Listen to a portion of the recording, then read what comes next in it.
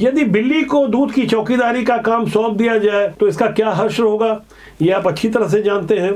कुल मिलाकर छत्तीसगढ़ में भी यही हुआ। जब 5 साल भूपेश बघेल मुख्यमंत्री रहे तो चारों तरफ जिस तरह से घोटालों की शिकायतें आने लगी, तब लग रहा था कि मामला कुछ राजनीतिक हो सकता है। लेकिन अब जब सबूत सामने आ रहे हैं और जिस तरह से भूपेश बघेल के घर में शराब घोटाले वाले मामले में छापेमारी हुई और छापेमारी के बाद भूपेश बघेल के अपने ही पुत्र चेतन बघेल साफ तौर पर फंसते नजर आए, तो यहाँ गौर करना होगा कि छत्तीसगढ़ कांग्रेस कहीं ना कहीं भूपेश बघेल को अलग थलग छोड़ देने के मूड में नजर आ रही है।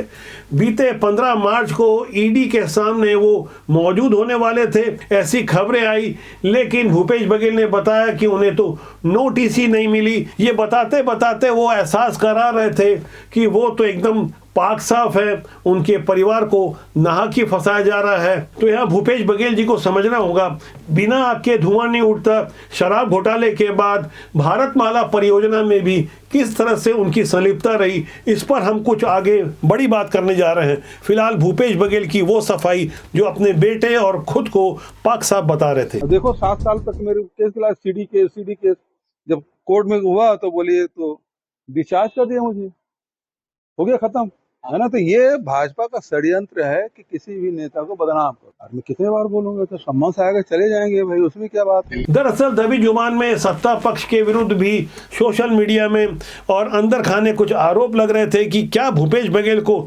बचाने की कोशिश हो रही है, क्या कोई ऐसा राजनीतिक समीकरण तैयार हो रहा है। लेकिन इस बीच मुख्यमंत्री विष्णुदेव साय ने जब कह दिया कि जो गलत किया है वो जेल जाएगा, उनकी इस एक लाइन से स्पष्ट हो गया कि देर सवेरे भूपेश बघेल जेल तो जाएंगे ही, अपने कर्मों से जाएंगे। किस तरह से जाएंगे उसे भी हमें समझना होगा। उसमें तरह तरह के स्कैम हुए, घोटाले हुए, और उसकी जांच सेंट्रल एजेंसियां कर रही हैं, और कई लोग जेल के अंदर भी हैं, कई लोग जेल जाने की तैयारी में भी हैं।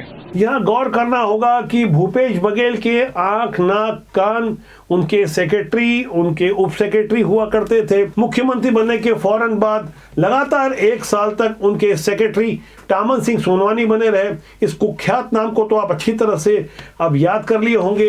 CGPSC के वही घोटालेबाज जिन्होंने अपने सुअर बेचने वाले भतीजे तक को DSP बना दिया। परिवार के तमाम लोगों के अलावा कांग्रेस के कई चुनिंदा नेताओं के ऊपर उन्होंने भूपेश बघेल की सरकार के रहते कृपा दिखाई और जेल में है। भूपेश बघेल की उप सचिव सौम्या चौरसिया जो 25 रुपए टन कोयले में अवैध वसूली वाले मामले में जेल में बंद है। शुरुआती पड़ताल में पता चला कि 550 करोड़ रुपए उन्होंने प्रॉपर्टी बनाने में खर्च कर दिए।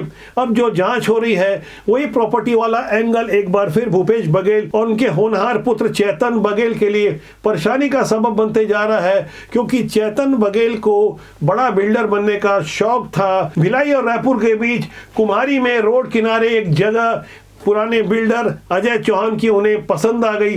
अजय चौहान तो गए थे कि हाई टेंशन लाइन किसी तरह से वो हटवा ले, मदद ले, लेकिन बिट्टू भैया को ये जगह पसंद आ गई और वहाँ विट्ठलपुरम की नई कॉलोनी बननी शुरू हो गई। ऐसे वो ढेर सारे किस्से हैं जो खाली किस्से नहीं रह गए।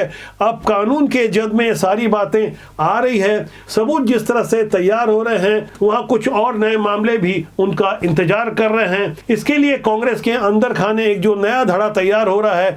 डॉक्टर चरणदास महंत नेता प्रतिपक्ष हैं। इन्होंने भरी विधानसभा में भूपेश बघेल के कार्यकाल में 2021-22 में भारतमाला परियोजना में 330 करोड़ से ज्यादा के जो घोटाले हुए वो मुद्दा उठाया। दरअसल ये मुद्दा 4 दिसंबर 2021 को भारतीय जनता पार्टी के पुराने सांसद किसान नेता चंद्रशेखर साहू ने गौरी शंकर श्रीनिवास के साथ मिलकर एक प्रेस कॉन्फ्रेंस के माध्यम से एकात्म परिसर रायपुर में इसी 330 करोड़ के फिगर का उल्लेख करते हुए गंभीर आरोप लगाए थे और बताया था कि किस तरह से ये घोटाला हो रहा है। यहाँ गौर करने वाली बात यह है कि 3.25 साल बाद चरणदास महंत उन्हीं मुद्दे को उठा रहे हैं जिसे चंद्रशेखर साहू भारतीय जनता पार्टी की ओर से भारतीय जनता पार्टी के कार्यालय में प्रेस कॉन्फ्रेंस के माध्यम से उठा चुके थे। बात ज्यादा पुरानी नहीं है, यह गहराई से समझना होगा कि चरणदास महंत भूपेश बघेल की दुखती रग में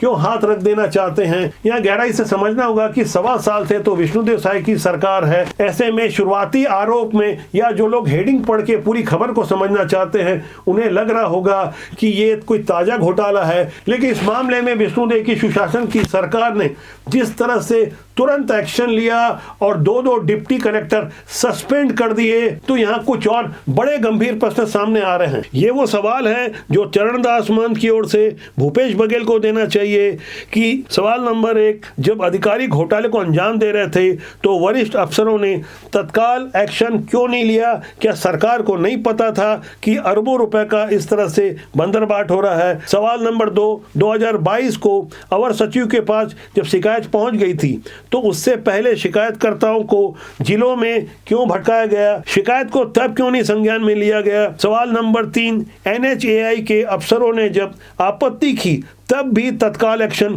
क्यों नहीं लिया गया? सवाल नंबर 4, जिन अफसरों पर आरोप था तो उन्हें प्रमोशन किस आधार पर दिया गया? ये ऐसे सवाल हैं जो साफ तौर पर बता रहे हैं कि जांच की आंच यहां भी भूपेश बघेल के ऊपर आएगी। भूपेश बघेल मुख्यमंत्री थे, अरबों रुपए का इस तरह से बंदरबाट हो रहा था, जमीन को छोटे छोटे टुकड़ों में बांटकर 8-8 गुना मुआवजा जब बांटा जा रहा था, खुलकर कमीशन खोरी हो रही थी, तो क्या मुख्यमंत्री साहब और उनके करीबियों को ये नहीं पता होगा? क्या पैसे और कमीशन का खेल वहां तक नहीं जा रहा होगा? यहाँ किसी हरमीत खनूजा का भी नाम आ रहा है। चरणदास महंत जी इन पर क्यों नहीं कार्रवाई की बात करते? ये बातें भारतीय जनता पार्टी के नेता गौरी शंकर श्रीवास उठा रहे हैं। गौर करने वाली बात यह है कि 2 डिप्टी कलेक्टरों को सस्पेंड किया गया है, जिनमें निर्भय कुमार साहू जो तत्कालीन अनुभागीय अधिकारी थे, इसके अलावा शशिकांत कुर्रे जो उस समय तहसीलदार थे, बाद में इन्हें प्रमोशन देकर डिप्टी कलेक्टर बना दिया गया।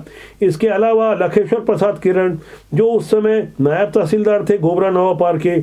इसके अलावा जितेंद्र साहू जो तत्कालीन हल्का पटवारी थे नायक बांदा के। इसके अलावा दिनेश पटेल भी पटवारी थे नायक बांदा के। इसी तरह टोकरो लेखराम देवांगन नामक एक और पटवारी का भी नाम सामने आया है। इनमें शशिकांत कुर्रे को मास्टरमाइंड बताया जा रहा है, जो 2019 से लेकर 2021 तक तहसीलदार थे, अपनी नौकरी दांव पर लगा चुके थे। उन्हें लग रहा होगा कि नौकरी से निकाल भी दिए गए तो करोड़ों रुपए उनके पास हैं। नामी बेनामी संपत्ति बनाने का ये खेल चल रहा था। पैसे कहां ट्रांसफर हो रहे थे? जिस तरह से सौम्य चौरसिया ने 29 संपत्तियां बनाई, ढेर सारे ऐसे अधिकारी थे जो संपत्तियों में इन्वेस्ट कर रहे थे। ये पूरे का पूरा घोटाला रायपुर विशाखापट्टनम 6 लेन ग्रीन कॉरिडोर के मुआवजे के लिए हुआ, जिसमें 324 करोड़ रुपए का मुआवजा घोटाला हुआ। भारत सरकार की भारतमाला परियोजना के तहत जमीन अधिग्रहण में बड़े स्तर पर हेरफेर किया गया, जिसमें शशिकांत कुर्रे ने तहसीलदार रहते 32 खसरों को 447 टुकड़ों में बांट दिया ताकि अधिक से अधिक मुआवजा दिलाकर अपना कमीशन खाया जाए। इस खेल में कई भूमाफिया, सेठ, साहूकार और बड़े बड़े अधिकारी तो शामिल थे, कई सफेदपोश नेता भी शामिल थे। हैरानी तो इस बात की भी है कि शशिकांत कुर्रे और निर्भय साहू जैसे अधिकारी सस्पेंड तो हो गए, लेकिन 334 करोड़ जैसी अरबों की रकम की हेराफेरी के मामले में अभी तक FIR दर्ज नहीं हुई है। ये एक सबसे बड़ा मामला है जिसकी वजह से सिस्टम पर उंगली उठाई जा रही है। मुआवजे के घोटाले के इस खेल में भूमाफिया, सेठ, साहूकार, अधिकारियों के तो नाम आ रहे हैं, लेकिन सफेद पोस्ट नेता जो पर्दे के पीछे रहकर ये पूरा तमाशा करवा रहे थे, इसे लेकर चरणदास महंत ने जिस तरह की जानकारी दी और समझाने की कोशिश की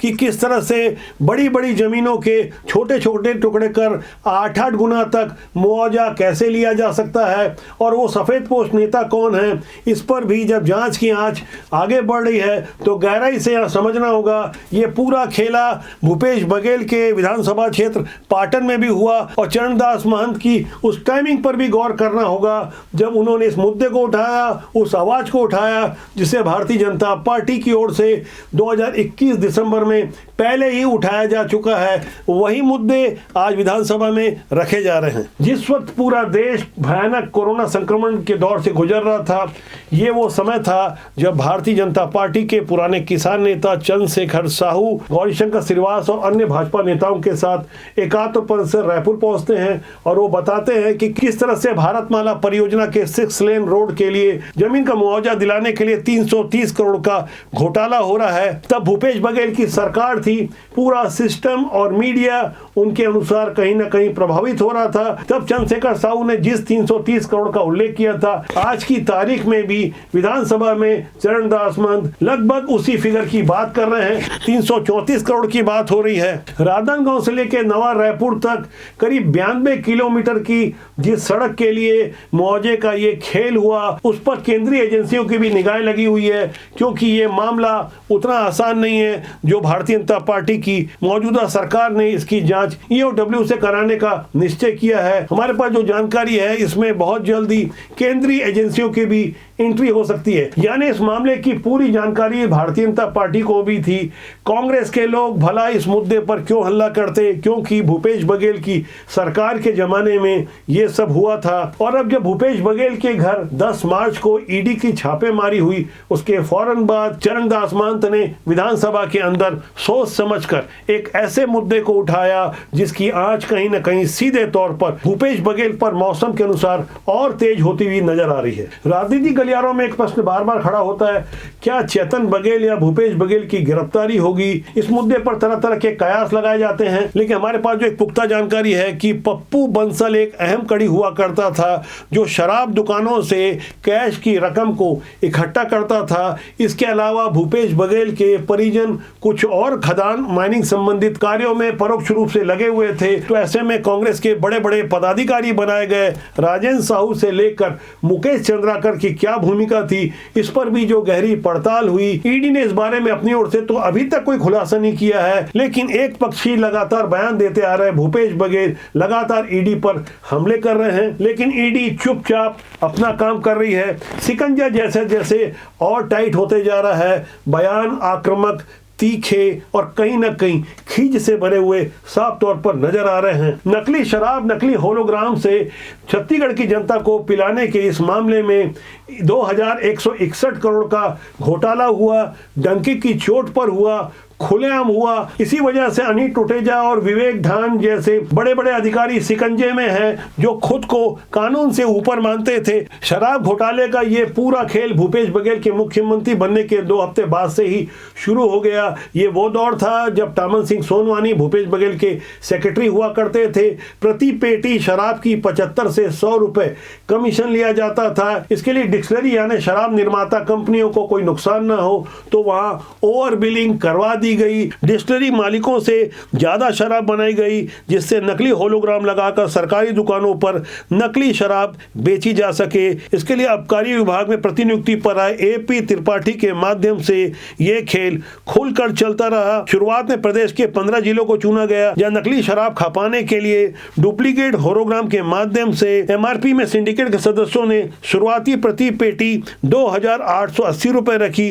जब इसकी खपत शुरू हुई तो सिंडिकेट के सदस्यों ने इसकी कीमत 3840 रुपए करवा दी। इस तरह से 40 लाख पेटियां शराब बेची गई। वहां बिट्टू भैया का क्या रोल है और अजय चौहान की तरह उन्होंने और किस किस को अपना शिकार बनाया, यहां गहराई से पड़ताल ईडी कर रही है और समझने की कोशिश कर रही है कि आखिर कैसे 1 करोड़ 26 लाख की जमीन को 3 करोड़ में खरीदा गया। ये वो दस्तावेज है और शुरुआती जानकारी है जो हमारे पास उपलब्ध हो रही है। आगे के विश्लेषण में हम कुछ बड़े खुलासे करेंगे, लेकिन उसके साथ साथ कांग्रेस की अंदरूनी राजनीति को गहराई से समझना होगा कि आखिर भूपेश बघेल के मुद्दे पर राहुल गांधी क्यों चुप्पी साध गए। जब पत्रकारों ने उनसे पूछा तो बेहद बेरुखी के साथ वो वियतनाम चले गए छुट्टी मनाने।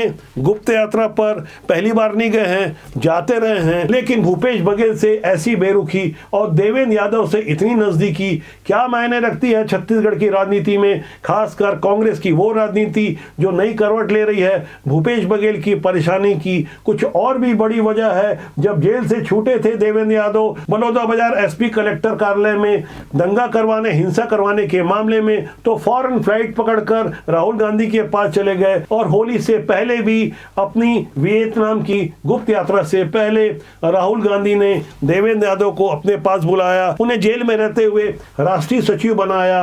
अंदर खाने की वो बातें जो गहराई से हम समझ रहे हैं, खासकर कांग्रेस के उन सूत्रों को हम धन्यवाद देना चाहेंगे जो सच्चाई हमें बता रहे हैं। दरअसल यहाँ राजनीति नहीं बल्कि घोटालेबाजी, भ्रष्टाचार और साजिशें चल रही है। ऐसी साजिशों को समझने के बाद आम आदमी राजनीति में आने से बचता है। लेकिन हमारा मानना है राजनीति बुरी नहीं होती, उसमें काम करने वाले लोग अच्छे या बुरे होते हैं। ये सब देखकर अच्छे लोग राजनीति से दूर हो जाते हैं और बुरे लोगों को हमेशा की तरह मौका मिल जाता है। लेकिन ऐसा नहीं होना चाहिए। जब तक अच्छे लोग राजनीति में नहीं आएंगे, देश और समाज का भला नहीं होगा, सिस्टम कैसे सुधरेगा। इसलिए हमारा आग्रह है कि अच्छे लोग राजनीति में आए। राजनीति बुरी नहीं होती। तो आज के लिए इतना ही। हमारा आपसे आग्रह है कि चैनल को देखें, लाइक करें, शेयर करें, सब्सक्राइब करें। बहुत जल्दी मेरी आपसे फिर मुलाकात होगी। नमस्कार।